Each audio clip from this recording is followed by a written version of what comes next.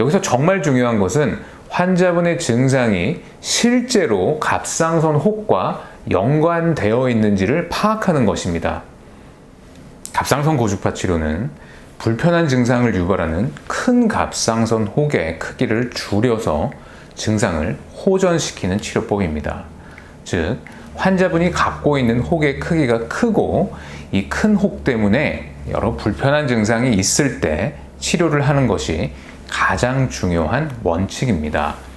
갑상선 암이 경부 임파선으로 재발을 했을 때 환자분의 몸 상태가 전신마취로 수술할 여건이 안 되는 경우 제한적으로 고주파 치료를 적용하고 있기도 하고 1cm 미만의 갑상선 미세 유두암의 고주파 치료를 시도하는 여러 임상 연구와 논의가 이루어지고 있지만 갑상선 고주파 치료는 기본적으로 암이 아닌 양성결절에 대해 적용하는 치료법입니다.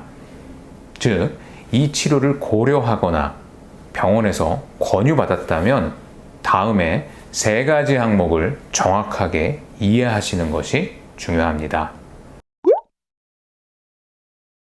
갑상선 혹은 딱 쉽게 이야기해서 수술을 통해 우리 몸에서 떼어내 없애야 하는 혹과 그렇지 않아도 되는 혹으로 나눌 수 있습니다. 갑상선 암이 대표적으로 수술로 떼어내야 하는 경우인데 꼭 암이 아니어도 떼어내서 암 여부를 확인해야 하는 종류의 혹도 있습니다. 여포성 종양이라고 하는 혹이 여기에 해당합니다.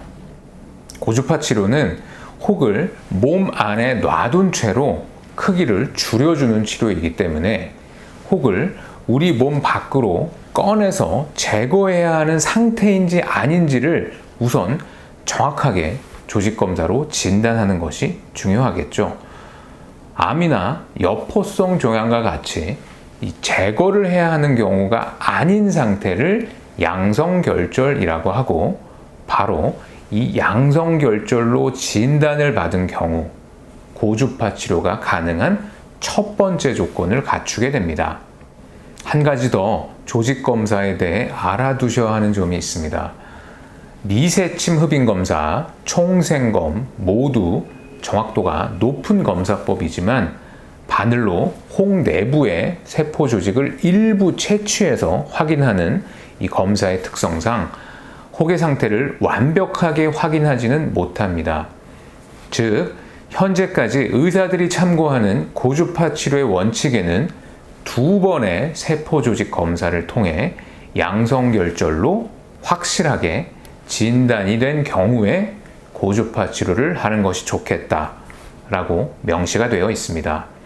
물론 물혹과 같이 초음파 소견이 너무나도 양성결절로 보이는 경우에는 한 번의 검사로도 충분합니다. 중요한 것은 대상이 되는 갑상선 혹이 수술로 제거해야 하는 상태인지 아닌지를 최대한 꼼꼼하게 확인해야 한다는 것입니다. 이렇게 세밀한 세포 조직 검사를 통해 갖고 있는 갑상선 혹이 양성결절로 확인이 되었다면 다양한 계획을 세울 수 있습니다.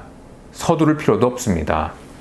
양성결절이란 혹이 그 자리에만 영향을 주기 때문에 불편함이 없으면 아무런 치료 없이 지켜만 봐도 되고 크기를 줄여주는 고주파 치료도 가능하고 물혹인 경우에는 알코올 경화술도 가능하고 혹을 완전히 떼서 없애버리는 수술도 가능합니다. 양성결절은 혹 때문에 생기는 증상의 유무로 치료 여부를 결정하게 됩니다.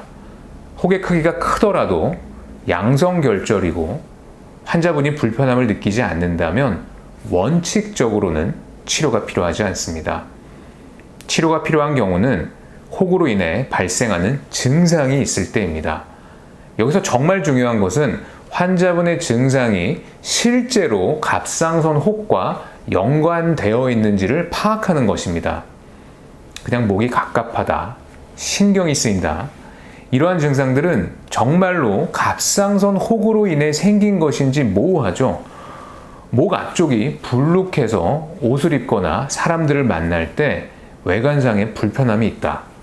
또는 혹의 크기가 커서 이 침을 삼키거나 말할 때 혹의 움직임으로 불편하다, 아프다 등은 대표적으로 큰 혹 때문에 생기는 증상으로 볼 수 있습니다. 즉, 고주파 치료는 양성결절이 혹의 크기가 커서 불편함을 유발할 때 그 혹의 크기를 줄여줌으로써 불편한 증상이 호전되는 것이 예상되는 경우에 시행하는 것이 맞습니다. 단, 증상이 뚜렷하지 않더라도 양성결절의 크기가 지속적으로 커지고 있는 경우에도 고주파 치료를 고려할 수 있습니다.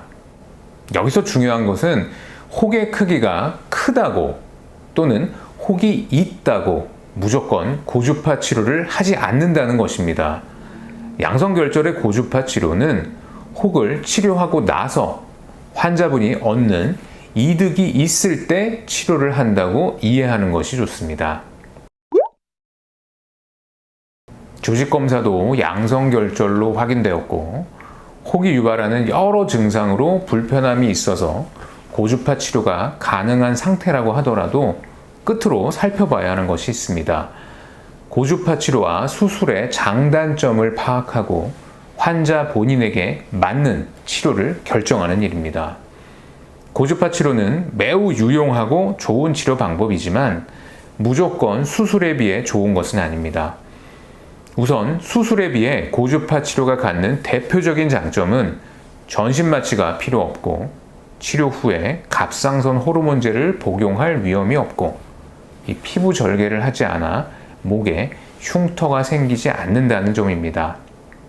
수술에 비해서 치료와 관련된 합병증의 빈도도 낮게 보고가 되어 있습니다. 다만 고주파 치료는 혹의 상태, 부피에 따라 치료를 추가적으로 여러 번 해야 하는 경우가 있어서 한 번의 치료가 끝나는 수술과는 차이가 있습니다. 혹을 꺼내 없애는 것이 아니기 때문에 혹이 확실하게 치료가 되지 않으면 다시 커질 수 있고 이러한 것을 최소화하기 위해서 치료를 여러 차례 하기도 하고 꾸준하게 혹을 지켜보면서 관리하는 것도 필요합니다. 즉, 고주파 치료가 갖고 있는 장점은 큰 매력이지만 치료 횟수나 치료 후의 경과 관찰, 이렇게 고주파 치료가 갖고 있는 특성을 잘 이해하고 환자분의 상황에 맞는지를 잘 따져서 수술을 할지 고주파 치료를 할지 결정하는 것이 최종적으로 중요하겠습니다.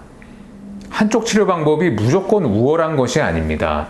즉, 특정한 치료를 무조건 좋다고 권유하거나 앞서 설명드린 원칙에 맞지 않게 치료 계획이 정해졌다면 담당 의사 또는 다른 전문가와 다시 한번 충분한 상의를 하시기 바랍니다.